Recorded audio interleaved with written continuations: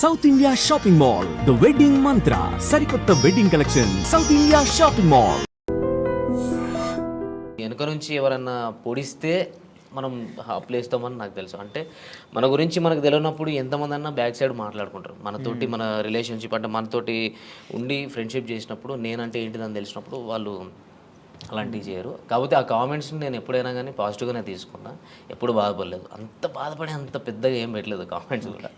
Light బాగా బాధపడిన క్షణం, బాగా బాధపడిన క్షణం అంటే మనిషి జీవితంలో హ్యాపీ ఉంటుంది, అట్లా సాడ్ కూడా ఉంటుంది. చాలాసార్లు జరుగుతుంది, కానీ మన మైండ్లో ఒకటి రిజిస్టర్ అయిపోయి ఉంటుంది కదా. అంటే నేను లైఫ్లో ఒకటి మనం ఎప్పుడైనా కానీ ఒకటి అనుకుంటాం, ఇట్లా ఉండాలి, ఒక ఫ్యామిలీతో ఉండాలి, ఇది ఇది అని నేను ఒక పెద్ద కోట కట్టుకున్న తర్వాత ఒకటేసారి కూలిపోయింది. అది కొన్ని రోజులు స్ట్రగుల్ ఫేస్ చేసిన, అంతకు మించి బాధ దాని తర్వాత కూడా నేను లైఫ్లో అనుభవించలేదు. అదొకటే బాధ. మళ్ళీ ఇప్పుడు కలవాలనిపించలే మళ్ళీ ఈ టాపిక్. Okay okay. అంటే ఏదైనా ఇప్పుడు బ్యాక్ వెళ్తే అది నేను మార్చుకోవాలి నా లైఫ్లో ఏదో ఒక థాట్ ఉంటుంది కదా, అట్లా ఏముంది మీ లైఫ్లో? దేవుడు ఇచ్చిన ఒక లైఫ్లో దేవుడు ఎటు వెళ్ళాలో అనేది డిసైడ్మెంట్ చేస్తాడు. మనకు అప్ అండ్ డౌన్స్ అనేది జరుగుతూనే ఉంటుంది. దెబ్బ తాకితేనే మనకు దాని వాల్యూ తెలుస్తుంది. దాన్ని నేను మార్చుకోవాలని అనుకోవట్లేదు. నేను దెబ్బ తినాలి ఎవ్రీ టైం. ఇప్పుడు కూడా నేను ఎప్పుడు స్ట్రైట్గా వెళ్ళాలని లేదు, అప్ అండ్ డౌన్స్ తోటే వెళ్ళాలని నా లైఫ్ అనుకుంటున్నా అంతే. మార్చుకోవాలి, ఇది మార్చుకోవాలి, అది మార్చుకోవాలని లేదు. మనం ముందు ఏమైనా గోల్ పెట్టుకుంటే దాన్ని స్ట్రైట్గా ఫాలో అయ్యి దాన్ని కరెక్ట్ రీచ్ కావాలి. ఇది మాత్రం చేసుకోగలగాలి. కానీ మన లైఫ్ని మార్చుకోవాలంటే ఈ గోల్నే మనం ఏదైతే అనుకున్నామో ఆ సక్సెస్తోనే మార్చుకోవాలి అంతే. అంటే డాన్సర్ టు యాక్టర్ అయ్యారు, ఇప్పుడు ఆర్టిస్ట్ అయ్యారు కదా. అవును. సో డాన్సర్ నుంచి ఆర్టిస్ట్గా టర్న్ అవడానికి మీరు చాలా స్ట్రగుల్ ఫేస్ చేస్తుంటారు కదా. ఎందుకు అలా వెళ్ళడం, ఇక్కడ బాగుంది కదా అని ఫీల్ చాలామంది చెప్పుంటారు మీరు. సో ఎందుకు ఇట్లా ఎలా అంటే డాన్సర్ నుంచి యాక్టర్గా అంటే ఇట్లా ఎందుకు చూస్ చేసుకున్నాను అంటే, డాన్సర్ అంటే బేసిక్గా యాక్టర్ అనమాట. అంటే డాన్స్ అంటే అది స్క్రీన్ వెనకాల ఉండి కొన్ని ఉంటాయి కదా. సో అట్లా కాకుండా మొత్తం మీ మీదే నడుస్తుంటుంది మొత్తం ప్రతిదీ. అంటే ప్రతిదీ అక్కడ ఏంటంటే ఎమోషన్ అన్నది అంత పట్టించుకోండి. మీరు కొరియోగ్రాఫ్ చేస్తారు, అంత బాగా. ఇక్కడ ఎమోషన్ అదంతా చాలా ఉంటుంది కదా, ఆర్టిస్ట్గా కూడా చూస్తుంటారు కదా. సో కష్టం అనిపించిందా లేకపోతే? లేదు, నాకు చిన్నప్పటి నుంచి ఆర్టిస్ట్ అంటే యాక్టింగ్ కానీ డ్యాన్స్ కానీ చాలా ఇష్టం. అట్లనే చిన్నప్పటి నుంచి ఉంది. ఒక డ్యాన్సర్గా అంటే ఫస్ట్ ఆఫ్ ఆల్ డ్యాన్సర్గా ఒక గుర్తింపు తెచ్చుకున్నాం కాబట్టి అది ఉంది. నాకు కూడా ఎప్పుడైనా ఇలాంటి క్యారెక్టర్ చేయాలి, ఇట్లా ఉండాలి, ఇది చేయాలి, మనం ఒక డ్యాన్సర్గా కాకుండా ఒక యాక్టర్ కూడా ప్రూవ్ చేసుకోవాలని నాకు చిన్నప్పటి నుంచి ఉండే. ఆ ఛాన్స్ నాకు వచ్చింది, చేసుకున్నాను. గుర్తించారు ఆడియన్స్, అంటే జనాలు కూడా నన్ను యాక్సెప్ట్ చేసారు. హ్యాపీ. మీకు ఎవరంటే బాగా ఇష్టం? ఈ డాన్సర్స్లో బాగా ఇష్టం మీకు? డాన్సర్స్లో ఎవరు బాగా ఇష్టం? డాన్సర్స్లో డ్యాన్స్ చేసే వాళ్ళు ప్రతి ఒక్కరు ఇష్టం. అంటే ఒక ఇన్స్పిరేషన్ ఒకళ్ళు ఉంటారు కదా, అలా ప్రభుదేవ్ మాస్టర్, చిరంజీవి గారు. ఓకే, అట్లా. సో అందుకు ఆయనలాగా మీరు ఆర్టిస్ట్ అయ్యారు, డైరెక్టర్ అవుతారా? మళ్ళీ ఆయన కూడా డైరెక్టర్ కదా. డైరెక్షన్ స్కిల్స్ ఉన్నాయి, డైరెక్షన్ చేసేది నేను. ఏవైబి ఆర్ట్స్ అనే యూట్యూబ్ ఛానల్లో నేను అంతకుముందు 2018లో వర్క్ చేసినప్పుడు అందులో ఒక వరల్డ్ ఫేమస్ లవర్ అని, అప్పుడే world famous lover Vijay Deverakonda గారిది రిలీజ్ అయింది. ఆ టైంలో నేను అదే టైటిల్ మీద వరల్డ్ ఫేమస్ లవర్ అని చెప్పేసి ఒక షార్ట్ ఫిల్మ్ చేసిన. అంటే డైరెక్షన్ కానీ, స్టోరీ రైటింగ్ కానీ, సాంగ్స్ కూడా రాయడం కానీ, ఇవన్నీ నాకు చిన్నప్పటి నుంచి ఇష్టం, ఇంట్రెస్ట్ అంతే. ఇక ఓకే, ఫీల్డ్లోకి రాకముందు ఏం చేసేవారు?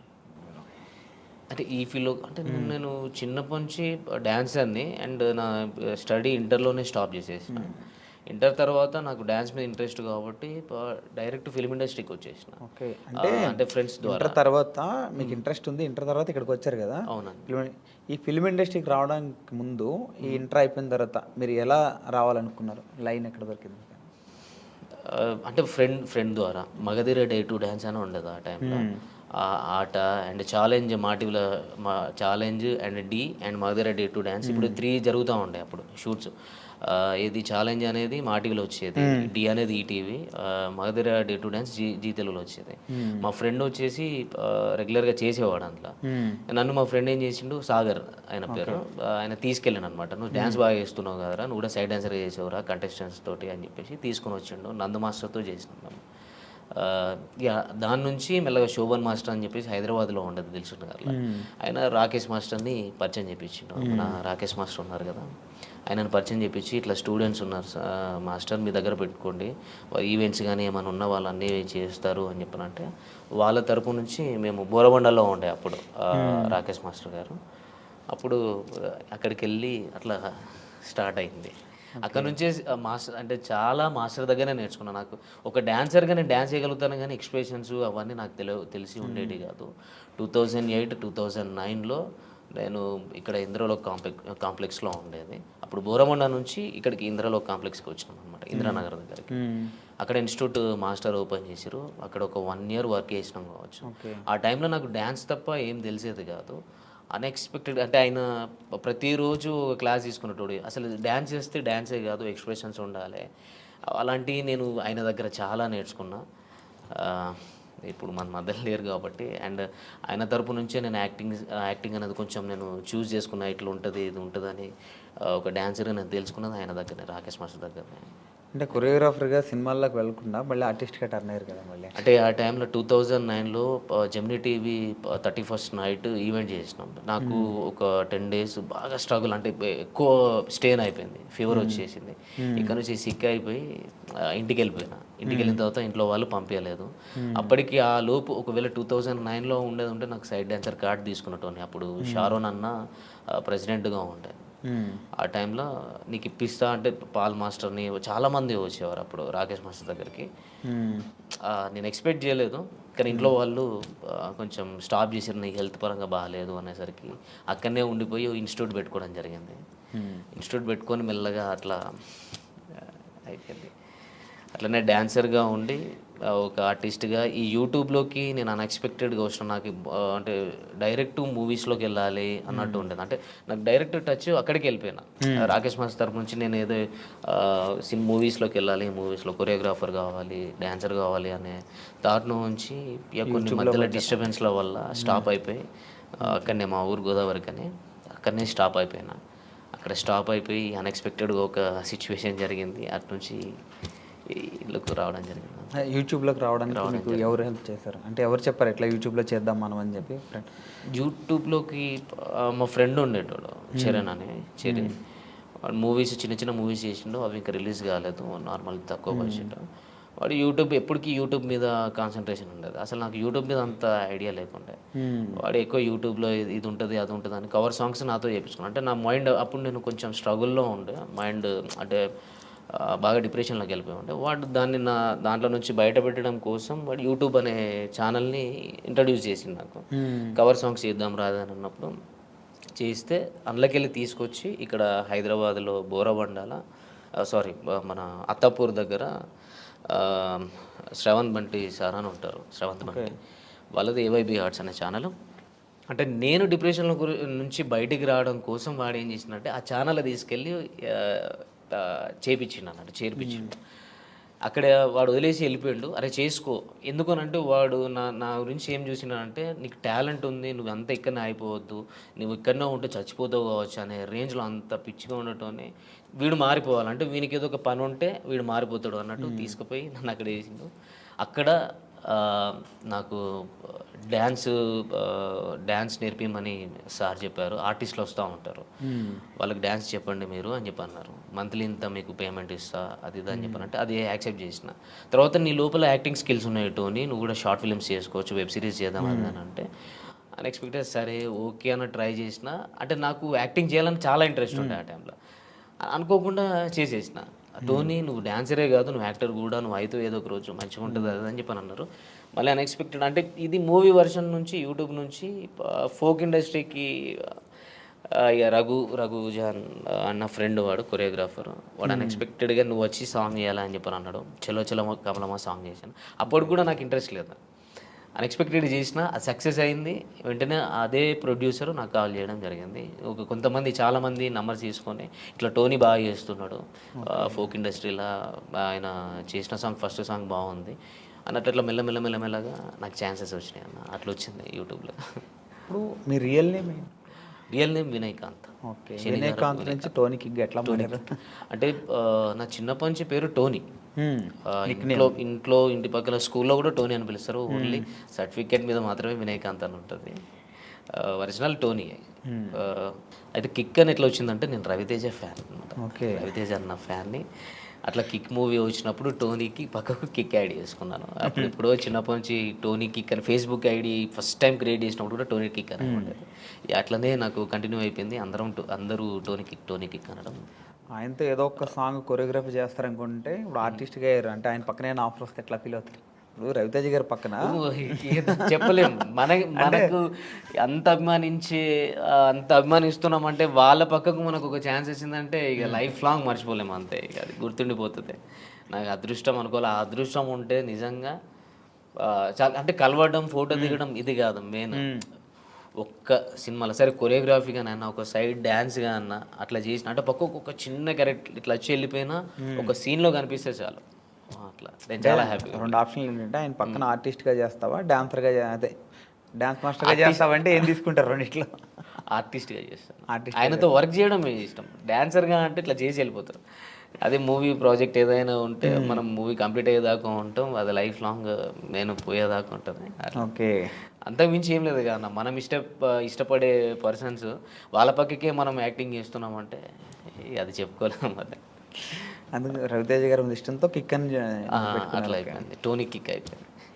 బాగా హ్యాపీ మూమెంట్ ఏంటి బ్రో మీ లైఫ్లో? బాగా అంటే ఇప్పటివరకు బాగా హ్యాపీగా ఫీల్ అయింది అంటే చాలా మూమెంట్స్ వచ్చి చాలా మూమెంట్స్ ఉన్నాయి కానీ ఒక బిగ్ ఇప్పుడు సినిమా ఓకే ఏంది అంటున్నారు ఇలా ఈ టైప్లో ఇది చాలా హ్యాపీ మూమెంట్. అంటే నేనైతే ఈ మూవీ అయితే చాలా హ్యాపీ మూమెంట్ అన్న. నేను ఎక్స్పెక్ట్ చేయలేదు. అంటే నేను ఎప్పుడూ అనుకుంటాను ఒక డాన్సర్గా ఒక ఆర్టిస్ట్గానే ఉంటా అంటే ఒక యూట్యూబ్లోనే ఉండిపోతా కావచ్చు. ఎందుకంటే మనకు ఒక హైట్ లేదు, మనకు అంత గ్లామర్ లేదు, హీరో అంత లేదు అంటే నేను అనుకుంటా. నేను ఎక్స్పెక్ట్ అంటే నా ఫీల్ అవుతూ ఉంటా. అంటే కొంచెం ఇంకొక 2 ఇంచులు 3 ఇంచులు హైట్ ఇచ్చిన అయిపోరా, కొంచెం గ్లామర్ ఇచ్చిన అయిపో అన్నట్టు మనం ఫీల్ అవుతూ ఉంటాం. అంటే నేను ఫీల్ అవుతూ ఉంటాను.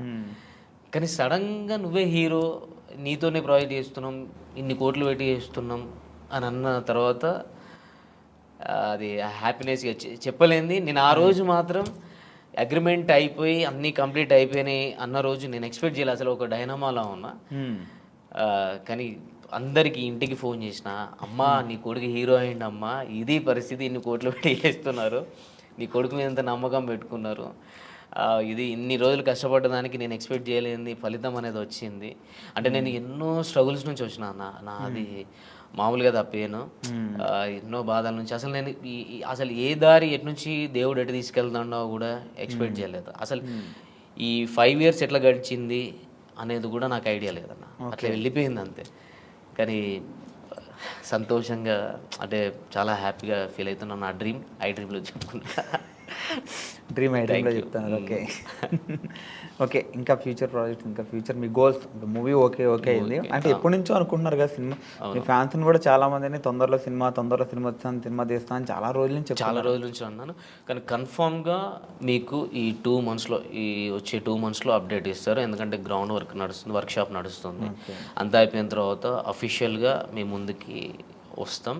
మీరేం డిసప్పాయింట్ కావద్దు. ఖచ్చితంగా అంటే నేను చెప్పే మాట ఇన్ని రోజుల నుంచి నేను మాటగా చెప్పిన, ఇప్పుడు నేను హార్ట్ఫుల్గా నేను ఓపెన్గా చెప్తున్నాను. ఇది నేను చెప్పడం కాదు, మీకే ఇంకో 2 నెలల్లో తెలుస్తుంది. మీరేం డిసప్పాయింట్ కావద్దు. సాంగ్స్ కూడా రావట్లేదు, చేయట్లేదు అని అనుకోవద్దు. ఎందుకంటే ఒక మంచి ప్రాజెక్ట్తో, ఒక పెద్ద సినిమాతో మీ ముందుకు వస్తున్నాం కాబట్టి, మంచి కథతో వస్తున్నాం కాబట్టి మీరు దాన్ని కూడా యాక్సెప్ట్ చేయండి. అండ్ మీరు లేకపోతే నేను లేను. అండ్ చాలా థ్యాంక్ యూ. నన్ను కూడా ఇందులో ఇంకా సపోర్ట్ చేయండి అని నేను కోరుకుంటున్నాను అంతే. వాళ్ళకు ఇప్పటివరకు ఎన్ని సాంగ్స్ చేశారు మొత్తం? నేను ఒక 300 దాకా చేసి. 300. ఈ 300 సాంగ్స్లో బాగా కష్టంతో చేసిన పాటే ఉంది. బాగా అరే వద్దు ఇంకా అది మనం అనుకున్న తర్వాత సాంగ్ కంప్లీట్ అయిపోయినా కొంచెం కష్టంగా ఉంది అనిపించింది పాట ఏంటి? కష్టంగా అంటే ఇప్పుడు నేను లక్ష్మణ్ అన్నతోటి ప్రాజెక్ట్ చేసినప్పుడు కొంచెం భయంగా కష్టంగా అనిపించేది. అట్లా కొన్ని టైమ్స్లో నేను హెల్త్ కరెక్ట్గా లేనప్పుడు కూడా డ్యాన్స్ చేయడం నాకు బాగా కష్టం అనిపించింది. అట్లా చాలా జరిగినాయి అన్న, ఒకటని కాదు, బాగా జరిగినాయి. ఇది యాక్టింగ్ వర్షన్కి వస్తే లక్ష్మణ్ అన్నతో చేస్తే కొన్ని కష్టం అనిపిస్తాయి, భయం అనిపిస్తుంది. కష్టం ఏం లేదు, ఇష్టమే, కానీ కొంచెం భయం వేస్తుంది. డ్యాన్స్ పరంగా వస్తే కష్టం, ఎందుకంటే మొత్తం బాడీ మొత్తం షేక్ చేయాలి కాబట్టి కొన్ని సిచ్యువేషన్స్లో నాకు హెల్త్ కరెక్ట్గా సహకరించినప్పుడు కొంచెం కష్టం అనిపించింది. చాలాసార్లు అయింది అట్లా.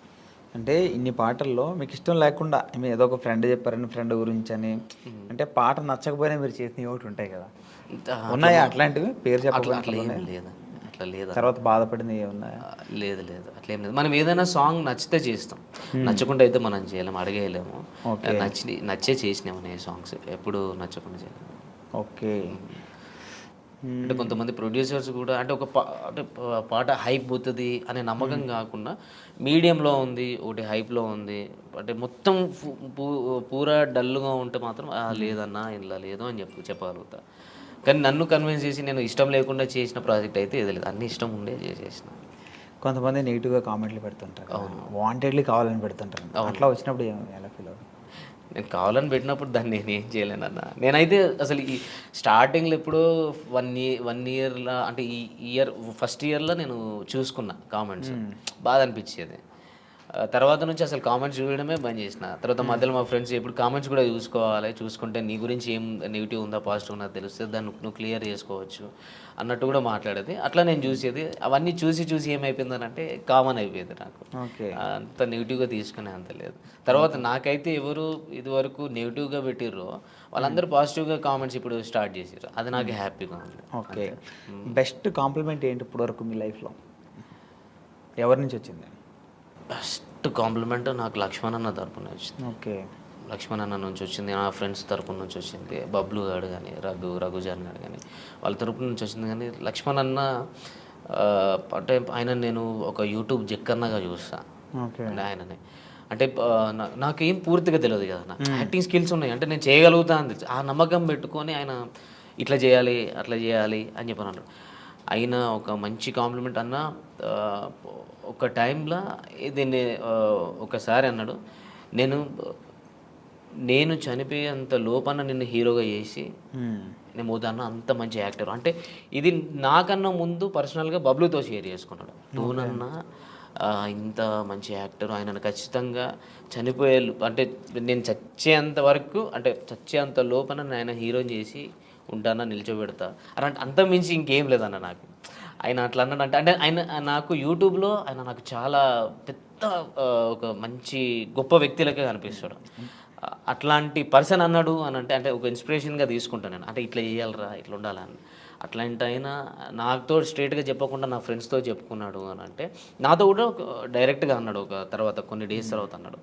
ఆ మాటని నేను ఇప్పుడు కూడా మర్చిపోను. ఇప్పుడు మూవీ ఆఫర్ వచ్చింది కదా, చెప్పావా ఎలా ఫీల్ అయ్యాడు చెప్పినావు? అన్ననే చేసేది, ఇప్పుడు అన్ననే డైరెక్షన్ చేస్తున్నాడు, అన్న చేతుల మీదనే వస్తున్నా. ఓకే, ఇద్దరు కలిసి చాలా గట్టి కొడుతున్నారు. చాలా హ్యాపీగా ఉంది. చెప్పి 5 months 6 months అవుతుంది. ఆ 6 months లోపే అగ్రిమెంట్లు అయిపోయినాయి. నాకు చాలా హ్యాపీగా ఉంది. నీకు ఎప్పుడైనా సరే అది మార్చుకుంటే బాగుండు నాకు, సో అది మార్చుకుంటే నా కెరీర్ ఇంకొంచెం బాగుండు అట్లా ఎప్పుడైనా ఏదైనా అనిపించిందా? మార్చుకుంటే బాగుండు అంటే కెరియర్లో ఏం లేదన్న. అంటే నన్ను నేను ఇంకా డెవలప్ చేసుకోవాలని ఆలోచిస్తున్నా. అంటే డెవలప్మెంట్ అంటే డ్యాన్స్ పరంగా అయినా స్టైల్ కొంచెం చేంజ్ చేసుకోవాలని, యాక్టింగ్ పరంగా కూడా ఇంకా ఏదో ఇంప్రూవ్ చేసుకోవాలి, ఇంకేదో చేయాలి, ఇంకా చేంజ్ చేసుకోవాలి అనేది మాత్రం ఇదైతే ఉంది.